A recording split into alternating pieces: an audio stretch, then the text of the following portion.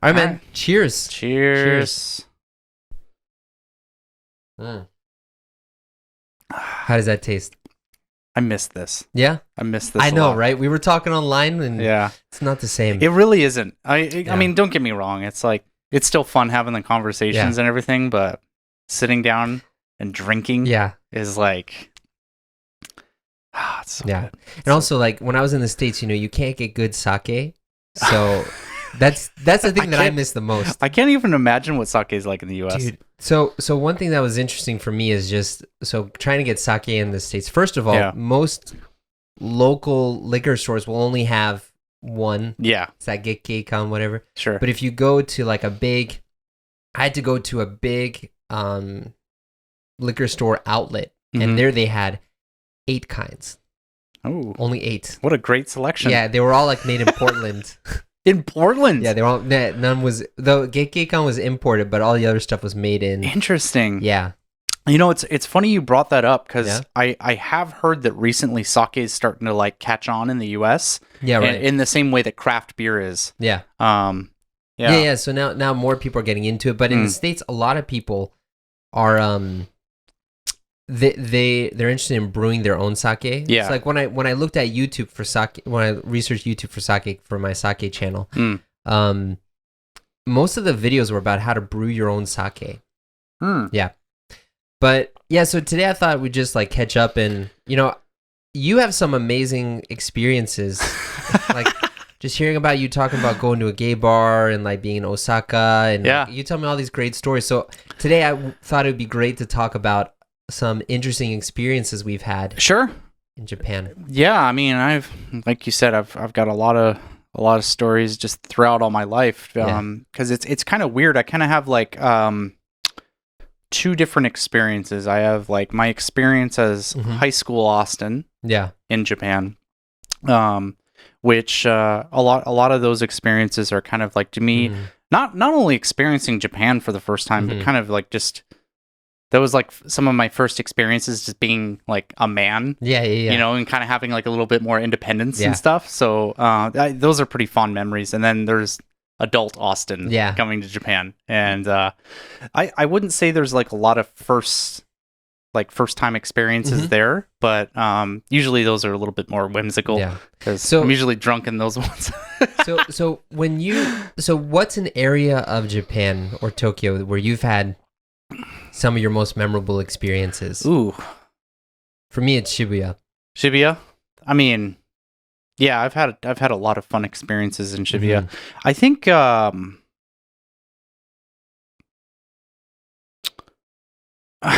I mean, I guess this is going to sound kind of weird, but I think some of my most memorable experiences have been like not a specific one, but in high school. Okay. Yeah. So in of course in the high school that I work at, and then also when I was a kid, in the high school that I was staying in, I had a lot of memorable experiences. So yeah, it's kind of weird for me to say, but just to put into perspective, like back when I was a high school student, so this was like, what am I, 30? I'm 31 now. Okay. And so it was 14. What is that? 15 years ago? No. 17 years ago. I'm bad at math. Okay. So back then, vending machines, at least in like Kansai area, were a little bit more free. Yeah. In the sense that you could get alcohol from them. And so I remember there was this set of vending machines right behind a conveni, like right outside my school. And the school that I was going to when I was doing an exchange program was it was not an academic school. It was like a public school, and this is in Kansai area. It was a sports school. Okay. Right. So they had their baseball team, and like that was good. Yeah. And then everyone else was kind of just there. Yeah. Right. So I wasn't playing baseball, but I joined the rugby team while I was staying here. So I made friends with like all the rugby players. So they're kind of like the tough guys in the class, right? And dude, so it's rugby. Yeah.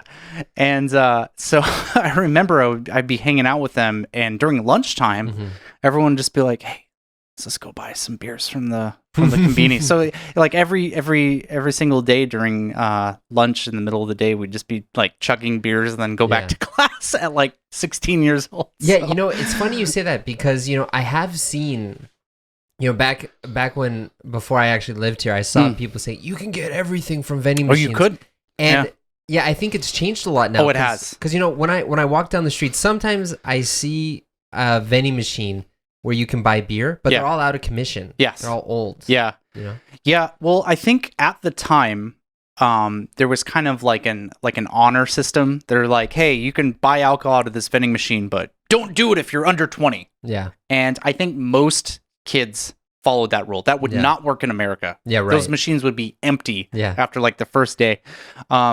But I think people started to like catch on, and so kids just started buying beer, and then they switched it. I've seen a couple vending machines these days that still have alcohol, but they have like they require you to use your card. Yeah, right. In order like to do ID. it. Yeah. So what's like a major memory you have being at a high school in Japan? That you're going to take with you for the rest of your life? So I mean the one I listed for sure, but another one was my uniform. Your uniform? My school uniform. Okay. All right. So like I said, I went to a public school. Yeah. And you know Japanese school uniforms, right? Yeah, so you get the high school uniform. I was at a public school, so you got like guys have like the black pants and the white shirt. That was our summer clothes. Me being an American, I hated that. I did not like school uniforms. And quick sidetrack before I move on with the story. So my school in America was a private school. Okay. And we didn't have an official uniform, but we had business clothing that you were supposed to wear. That was our like you're supposed to be business casual or something? Business casual. Okay. So no jeans. We had to have like slacks, collared shirts. You can't wear t-shirts or hoodies or anything. So you're supposed to look professional. And I also hated that. And I wore jeans almost every day, and I got in like, a huge amount of trouble. Okay. I was in like detention almost every single Rebel. day. Yeah. But yeah. So in Japan, I've got to wear a uniform, and I was like, this is dumb. I don't want to wear a stupid uniform. Yeah. And now I fondly look back on uniforms like, oh man, they're kind of cool. But anyways, so I knew that I couldn't wear different clothing. Yeah. Like that was just straight up. If I did that I would get in trouble with the teachers. But I knew because I was American, there was a little bit of leniency on what I could get away with. Yeah. So I started putting like accessories on my uniform. So like I started off like I was just testing the waters this first time. So I was like, okay, what if I just wore like a crazy belt? So I had this like black and white checkered belt that I put on, and I thought it was so cool. Like looking back on it now, it's like, God, you're so lame. But I put this black and white checkered belt on my uniform, and I went to school that day, and like a couple of my friends in class were like, "Whoa, your belt's so cool!" And then the teachers didn't see it because I was in the back of the class and I never stood up. So I was like, okay, all right, let's push a little further now. Okay. So I started wearing a belt buckle, and this belt buckle, the times were so much different. Yeah. Like 17 years ago, because so I had a belt buckle that was the Starbucks symbol. Okay. And instead of like Starbucks there, it just said "fuck you." And that's what I wore to school every day. Well, I mean, I'm sure like some of the teachers don't know what that means. So it's like, wow. So yeah, I had my black and white checkered belt. I had my giant "fuck you" belt buckle on it, and then so I noticed I got away with that, and I'm like, okay, well, let's see how far this goes now. And so I remember I put on a green tie. And no one at my school wore ties. Yeah. Like winter uniform, sure, but like it's summer. No one's wearing ties. But I wanted to be special, so I put on a green tie with like shamrocks and stuff on it. Okay. And so I wore that, and finally, like my PE teacher like kind of grabbed me by the arm and like pulled me over. It's like, "Why are you wearing a tie?" Yeah. It's like, I wanted to. It's like, oh, you should take that off. Like, fine. Yeah, it's funny because it's like they're kind of polite about it. Yeah. At first, they're not like, "Hey, quit that." Like, of course, if you disobey further, they'll be like that. Yeah. Oh yeah, cheers. Yeah. So like, it's funny that you said that because I kind of noticed the same thing when I came here and I was looking for apartments. I noticed this in kind of the business world too because back in this. Hey guys. if you've watched this far, you're going to love our Austin and Arthur friends. In the Austin and Arthur friends, you're going to really improve your English listening, and I mean a lot.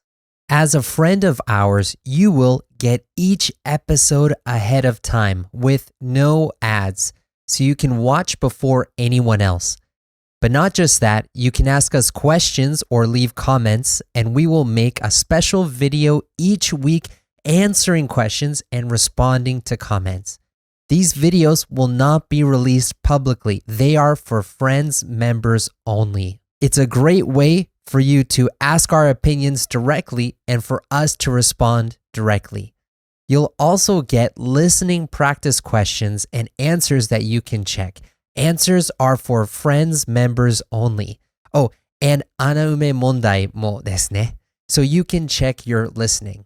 But not just that, for each episode, you'll get a list of native phrases we said from the video, along with practice sentences and pronunciation practice to help your speaking as well. You'll also get access to a members-only community where you can talk with us, the both of us. Mainly me, right? No, definitely not. This is a great way to support our show, but also get closer to us and improve your English as well. For more information, click on the link in the description box, the gayorang, or go to our website, austinandarthur.com. States, everything's very casual now. You know, even when my dad used to work in investment banking, and at that time people were wearing super expensive shirts and stuff, but now it's very casual. Now. But in Japan, it's still very like rigid. You have to wear a white shirt, black suit, right? Yeah. Black jacket.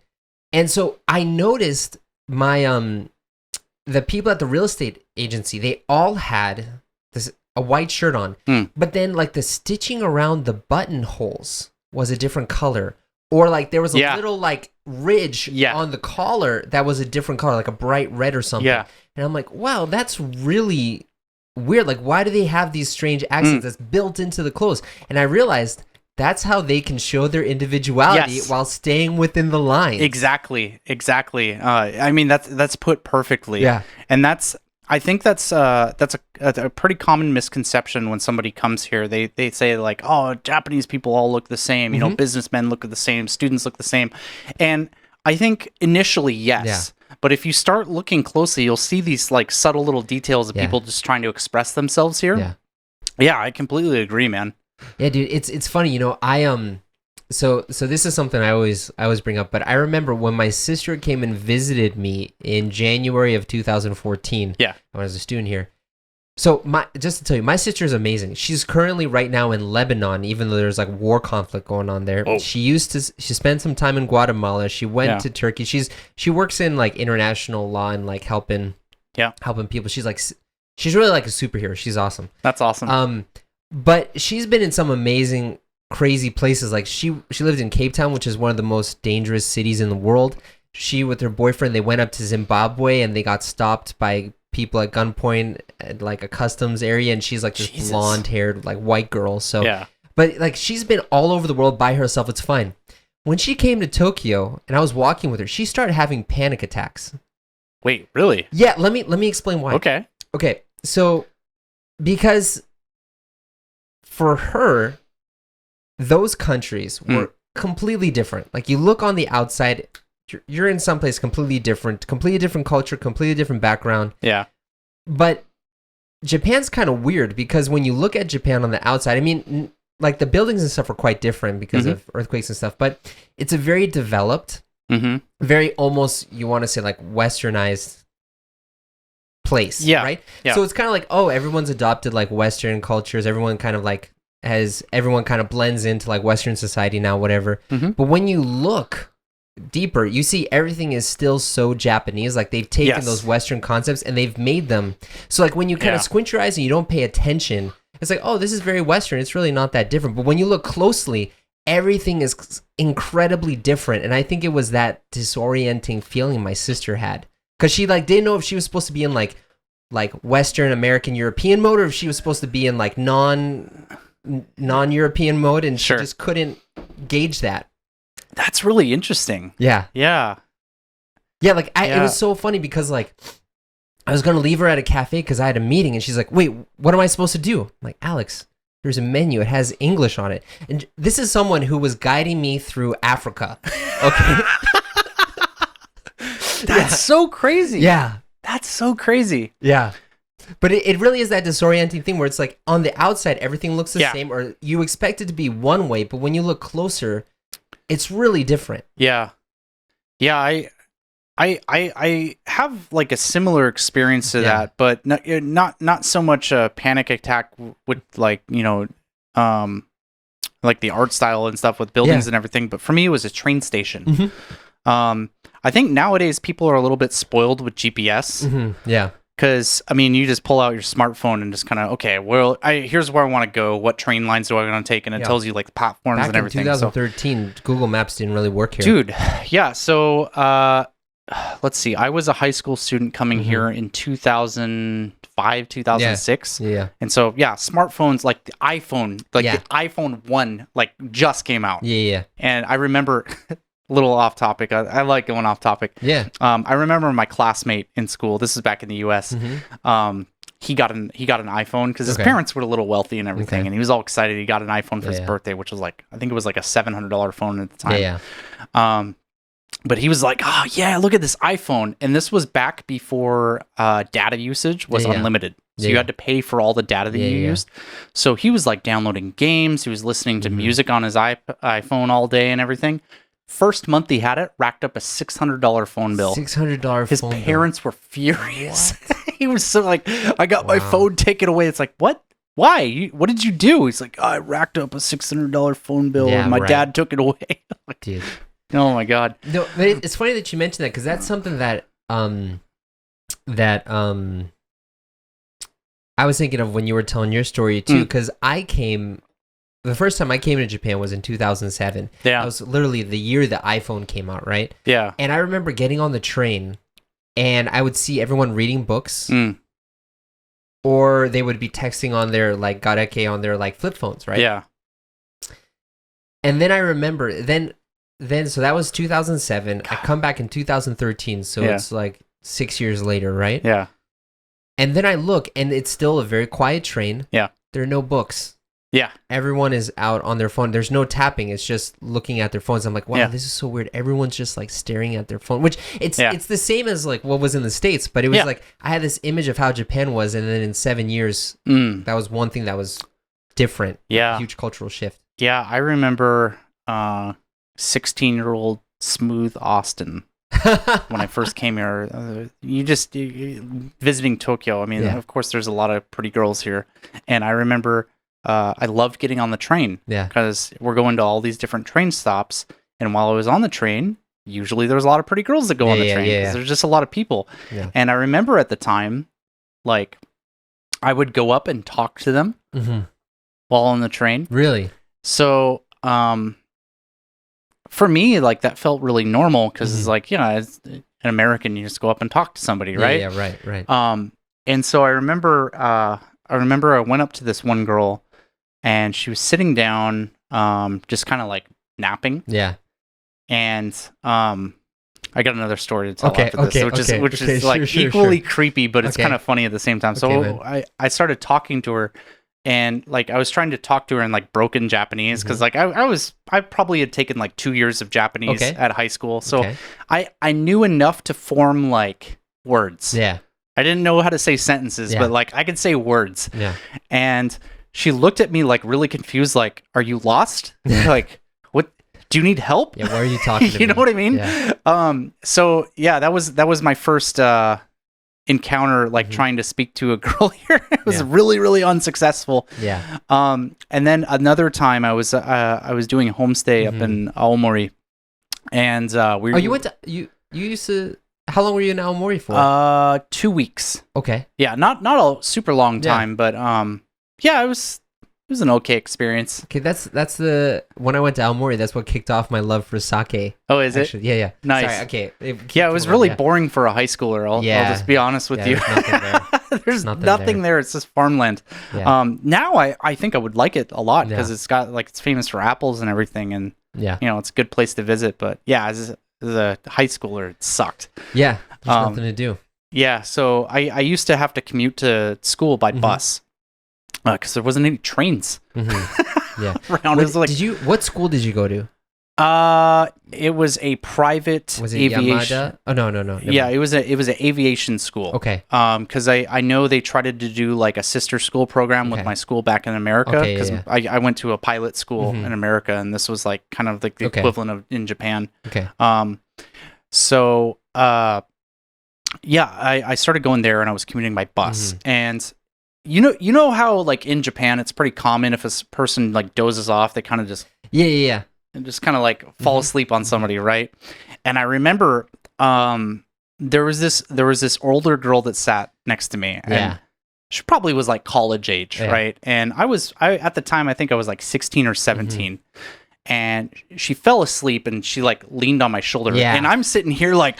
You're like, what do you do? This girl's like into me. Wow, she's leaning on me. That's that's what I was thinking, right? As an American, because you would never see that in America. Yeah. So that like just body contact's like a really intimate thing in American culture, right? So like she leans on me, and I'm just like, oh my God. And me being a dumb teenager too, I'm just like, whoa, this girl's so into me. So like, I like kind of nudged her, like tapped her on the shoulder. And like she woke up and like looked at me like really confused, like what are you doing? And like I was saying in like broken Japanese and English, like, oh, it's okay, you can sleep on my shoulder. And like it sounded really good in my head at the time. You know, it sounded really good in my head at the time. I was like, oh man, I'm just being really smooth, just giving her permission. It's okay to sleep on my shoulder. And then like later on, so she gets off and I'm like walking to school as I get off the bus. And I'm like, wow, that was really creepy actually. Dude, Austin. It's okay if you sleep on my shoulder. So the first time that happened to me, it was a dude, so I didn't get any of that miscommunication. I was on the train and I just remember there was this business dude who just went like, I was like, what do I do? I had this like real like anxiety all of a sudden. I had to stop I had to go in a couple stops, and I was like, okay, what's the protocol? If I leave, then he's gonna wake up or he's gonna fall down and hit someone else. What do I do? You gotta take care of this man now. Like I know, but people. So I'd always seen pictures of like people leaning their heads on other people's shoulders and sleeping. Yeah. And I was like, oh, that's not gonna happen to me, but it did. Yeah. And then no one talks about what you do afterwards. Yeah. What do I do? So I just kind of I started like wiggle a little bit, like this, trying to wake him up, and then he just woke up, and I was like, great, okay, now I can leave. Escape. Oh my God, that's so weird. Dude, I was like, what do you do in that situation? Yeah, it's a really awkward situation for sure. Yeah, that would never happen. No, ever. Yeah. People really are big about personal space in the States, which it's kind of funny because they're also really big about personal space here. Yeah, people don't hug here. Yeah. And then you get on the train and everyone's like, yeah, it's okay if you're like shoved into my rib cage. Yeah. That's fine. Yeah. Yeah, it's weird. It's like, it's funny because in everyday life, you have a lot of distance and like you keep, you have to, especially even when you're talking with someone, you keep distance, right? But then when you get on the train, it's like almost expected you're going to be like on top of each other pretty much. But yeah, that's something that always confused me. It's like, okay, so you don't hug people, but you can fall asleep and your head lies on a stranger's shoulder. Yeah. How does that work? Yeah. I just don't understand. Oh man, I just got some flashbacks of living in my previous apartment over in Kamata, so that's like South Tokyo. Yeah. And I used to have to communicate. Jesus, I've drank too much sake already. I used to commute to work on the Keihin Toku line. Yeah, so that's like one of the main lines coming in from into South Tokyo. It like stops at like the big cities in like Kawasaki and Yokohama. So that train is packed. Yeah. They have to have like the station staff like pushing on people to close the doors at every station in the morning. And so I'd get on that, and man, I just remember like commuting to work during summer and being squished in with salarymen and feeling like the body heat and sweat. Dude, yeah. Oh God, that was such an unpleasant experience. Dude, especially like the worst part is like at the end of the day in the summer, because that's after like when everyone's super smelly. Yeah. And like I remember walking into the train and like I could feel the BO in the air masking my face as I'm getting on. It's like, no, it's just like don't open your mouth, don't breathe it in. Yeah, it really is. It's like it's like a thickness in the air. You know what I mean? Yeah, the air is heavier, it's thicker. You kind of feel that. It's not quite like going into water, but it's kind of like you're like entering some kind of it's like a new form of matter between liquid and gas. Man. In between that. The Tokyo subway. No, dude, but so there's nothing that kind of terrifies me more than waiting for the train, and when the train pulls up, I see like condensation dripping from the windows because it means where it's got like because it means I'm gonna be walking into that and I have to deal with that and man, dude. So do you have any interesting stories about being on the like during rush hour? Because I have one that I really want to share. Oh man, this before. Okay. So this again was on the Keihin Toku line. Yeah. So it's super crowded, and I'm commuting to work in the morning, and we arrive at Shinagawa. Okay. So Shinagawa is like one of the I think it's the third biggest train station in Tokyo. Yeah. And so this train station is packed, and I was getting off because I wanted to just swing into Starbucks on my way to work. And so I was getting off the train, and there was this pretty like large obese woman in front of me, and so at some of the train stations they have like a little bit of a gap that is between the train and the station, the platform. I mean, and for the most part, it's pretty easy to avoid. Yeah. Right, because it's not a huge gap, and as long as you just remember to like step over it, you're good. Yeah. And so people were kind of rushing out the door. So there's kind of like a pushing thing. Everyone's trying to get off the train. And so I remember this woman like misstepped and just plunged into that. And I'm behind her and I see her fall in, and I'll admit I'm a good Samaritan. If I see somebody in trouble, I'm going to stop and help them. So I turned around and started like trying to pull this woman out of the wedge like between the train and the platform, and she is super heavy and she's stuck. So there's no way I'm getting her on my own. And I'm sitting here like pulling on her for like 15 seconds. And I remember the station attendant, he came over to me and he was just kind of like watching, and he's like, "What? Daijoubu desu ka? Are you okay?" It's like, dude, no. Yeah, she's stuck. I'm trying to pull this woman out of the wedge. Like, what are you doing? Yeah. Help me. Yeah. So like, yeah, that was probably my most frustrating experience with rush hour. Yeah. So, dude, it's funny that you mentioned that, because I remember hearing like on the train, it was like, so in Japanese, like especially because I remember at Shibuya Station, because I used to go to Shibuya all the time. That's where my school was. I remember in Japanese, when the train was coming, after they announced the train that it was coming, they'd say like, what is it? They'd say like, 電車とホームの間は空いておりますのでご注意ください, which means the gap between there's a gap between the train and the platform, so please be careful, right? Yeah. No. And I never really cared about that much. Yeah. But then I used to live on the Seibu Shinjuku line some years ago, and a lot of the Seibu Shinjuku line stations are actually kind of curved a little bit to go with that. So what that means is that the train kind of curves a little bit with it. Yeah.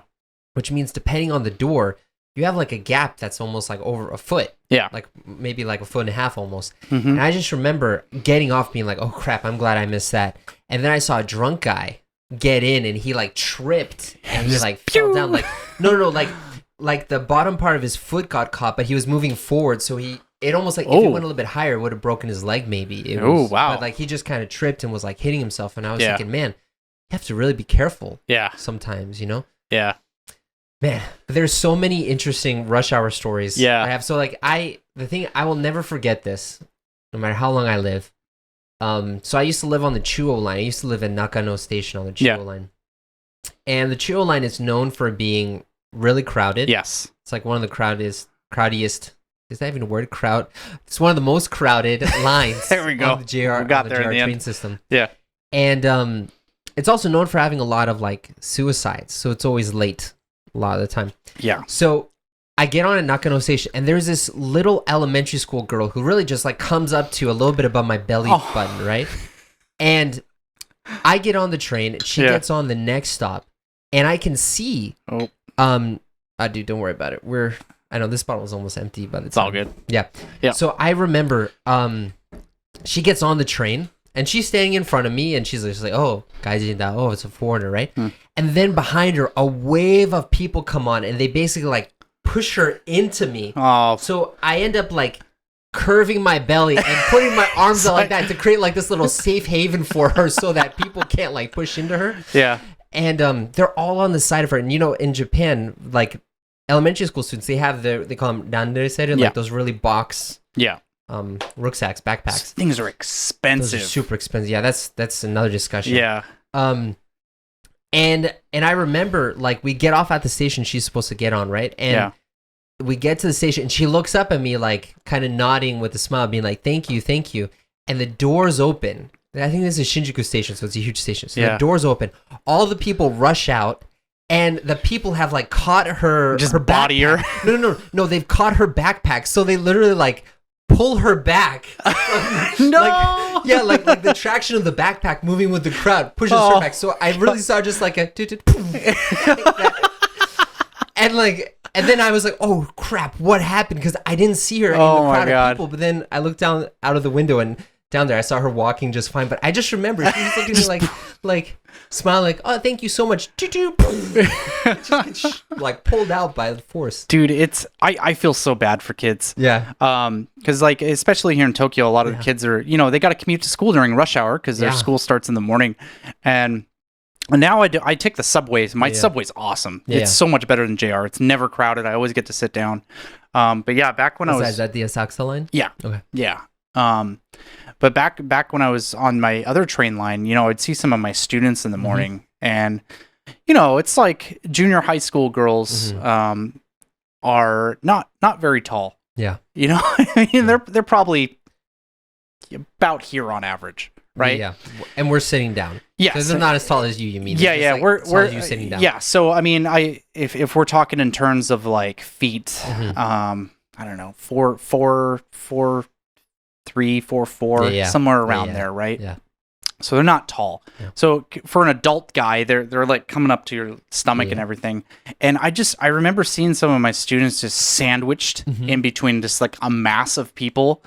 And I remember like the worst I've ever seen is it was one of my my junior high school girls. So she's probably 11 or 12. Yeah. And she was standing, so you know where the doors are at, right? Yeah. So she was standing at the opposite side of the door that opens, so the unused door. And so this mass of people just comes in and just mushes her against the window. Oh. So I was standing kind of like a little bit further back in the car, and I just see her like pressed against the window right there. I'm like, that sucks. Like, yeah, I've been there. Yeah, man. Rush hour sucks. Seriously. Don't use rush hour. Yeah, I mean, trains. You should use it once when you don't need to, because then it's fun. Yeah. But if you need to experience that day after day after day, it's grinding. That'll get you. Yeah, dude. But there's another time of the train that I'm a huge fan of. Yeah, and that's the last train. The last train's fun. So the last train it's kind of like a famous phenomenon here in Japan. Like everybody knows about it, and it's the drunk train. Yeah, we should be really clear though, right? So New York City subway goes 24 hours. But does it? Yeah, it does. But you don't want to ride in the middle of the night. Oh yeah, you'll die. Or whatever. Yeah, pretty much.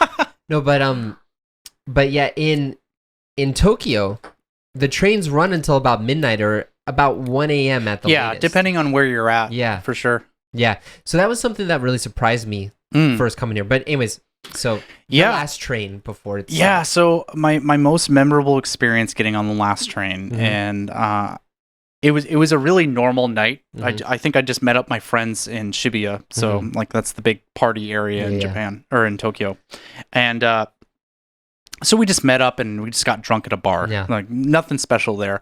And we stayed really late. So I had to catch the last train. So it's coming from Shibuya. It's like around 12. Yeah. And Shibuya is like the most crazy place to catch the last train. Yeah, it is. Literally, the train will be packed like rush hour. Yeah. But everybody is hammered. Yeah. And on top of the BO smell we were talking about before, you have the alcohol burping smell too. Yeah, that's very true. Yeah. But it's really, it's kind of, it can be a pretty fun experience because, like I said, everyone's hammered. So, even here in Japan, people tend to be pretty talkative and friendly when they're drunk. Yeah. And so I managed to sit down, which if you understand how crazy that is, that I was able to sit down in Shibuya on the Yamanote line. Right. But I was able to sit down. And so I'm sitting on this, and the train's just crowded with drunk people. And there was a guy and his girlfriend that ended up like standing right here. And they're obviously very, very drunk. Yeah. And the guy instantly looked down and got really excited because he's like, "Oh, wow, a foreigner. Cool. Yeah. All right, time to practice English, I guess." And I was like, "Dude, it's midnight. Why are you doing this now?" So he starts getting really excited and talking to me, and his girlfriend joins in. Yeah. And all of a sudden, he just pulls out gummy bears. Just randomly pulls out gummy bears and is like, "Do you want some gummy bears?" And I'm like, "You offering me drugs here?" Like, because that was my first thought. Was like, it like a package? It was like an open bag that he pulled. He didn't open the bag when he pulled it out of his pocket, but it was the Haribo gummy bears. Yeah. He pulls an open bag of Haribo gummy bears out of his pocket, and that was my first instinct of like, "Are you offering me drugs?" Because like in America, that's probably drugs. Yeah. You know what I mean? So I'm like, all right, sure. I'll have some gummy bears. And so like we start eating gummy bears together on and the train, yeah. So we go through a couple stops and he starts getting tired, but there's nowhere to sit. So he just like sits down on like the floor of the train. Yeah. And his girlfriend joins him. So like we're in the middle of this crowded Yamanote train and with like sit on the floor, and they're just sitting on the floor. Like he's right here, his girlfriend's right here, and I'm right here, and we're just sharing gummy bears, talking in the middle of the train. Yeah, it was kind of weird. Yeah, dude. So I've never had any weird stories like that on the train. I think I'm just much less approachable than you are. Like people see my resting face is like, "Don't come near me." I guess that's the message it tells. But there was this one time I was just on the train going back to my house, and I remember there was a guy who got on the train, and I was standing up, and he was standing up too, just hanging. He was just like kind of dazed, closing his eyes. And then he like opens his eyes, looks in my direction, sees me. Immediately his eyes widen up. Yes. And he looks at me like he just found like a really hot chick or something like that. It's like he starts to move his eyebrows a little bit. Yeah. And then with his other arm, he goes like this. He raises it up, and I'm like, I have no clue what this guy is doing. Like I've never seen this guy before, and he's just like a meter away from me. He's just like puts his arm up, and then when it gets to about to where his chest is, he puts out his thumb and says, "Good job." There's no context with that, huh? And so then I responded back to him in Japanese. He's like, "Oh, you speak Japanese? Okay. Hey, you want to go drink?" And I'm like, "No, dude, this is the last train. I gotta go." Oh, okay. But I just remember going like, "Good job." That's Where did that come hilarious. from? You know? Oh man. Yeah. Dude, so there's so many good stories we can have. Oh, so many. I feel like we should have like a weird train stories. Oh god, I've got tons. We can do that next time. I've got tons. Let's do that next time, 'cause I have a lot more stories on the platforms. Oh really? The platforms? The platforms are where everything happens for me. Really? Not inside the train. Oh, it's always inside the train for me. Well, then we'll have a very nice balanced conversation next time, so we'll do that. Yeah. All right, man. So yeah, let's shut it off for today, and we'll talk next time. Sounds good. Awesome.